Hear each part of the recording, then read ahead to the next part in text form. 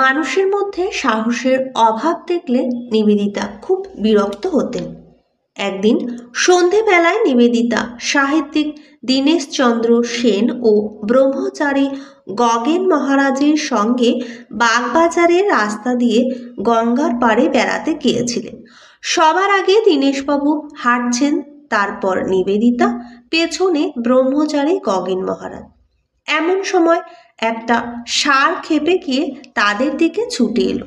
দীনেশবাবু প্রাণ ভয়ে দৌড়ে পালালেন।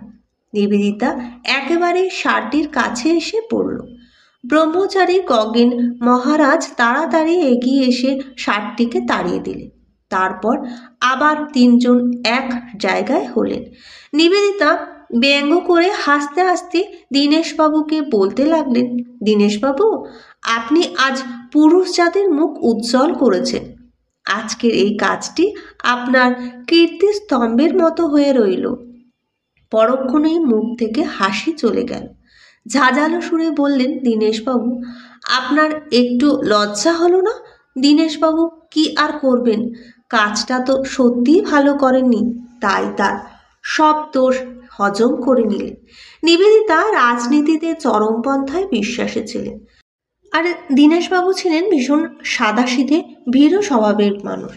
দীনেশবাবু তিনি খুব স্নেহ করতেন নিবেদিতাকে। দীনেশবাবু নিবেদিতাকে খুব শ্রদ্ধাও করতেন এবং তার যে তিরস্কার তিনি মুখ বুজে সহ্য করতেন, কারণ তিনি জানতেন নিবেদিতার দেওয়া এই বিশেষণগুলো একদমই ঠিক। রাজনীতির কোনো আলোচনা নিবেদিতা দীনেশবাবুর সঙ্গে করতে চাইতেন না। দীনেশবাবু কখনো রাজনীতির আলোচনা করলে তিনি রাগের সঙ্গে বলতেন, দীনেশবাবু, ওটি আপনার ক্ষেত্র নয়, ওটি আমার বিষয়, এই কথা বলতেন। দীনেশবাবু নিবেদিতার প্রতিবেশী ছিলেন। নিবেদিতার সঙ্গে তার একটি সুন্দর প্রীতির সম্পর্ক ছিল। নিবেদিতা বলতেন তিনি দীনেশবাবুকে খুব ভালোবাসেন, কারণ ওর মধ্যে স্বদেশের প্রতি ভালোবাসা দেখেছেন। দীনেশবাবু ইংরেজি ভাষায় বাংলাদেশের ইতিহাসের উপর এক বিশাল বই নিবেদিতার প্রায় বছরখানেক প্রচুর পরিশ্রম করে আগাগোড়া দেখে নিতে হয়েছিল। কোনো দিন সকাল থেকে রাত 10টা পর্যন্ত তিনি এই বইয়ের কাজ করতেন, মাঝে 2-5 মিনিট শুধু খেতে যেতেন। দীনেশ সেন লিখেছেন, কোনো একটা বিষয় ভার যদি নিবেদিতাকে দেওয়া হতো, সেটি তিনি সম্পূর্ণ করতেন এবং নিজের মনে করে খাটতেন।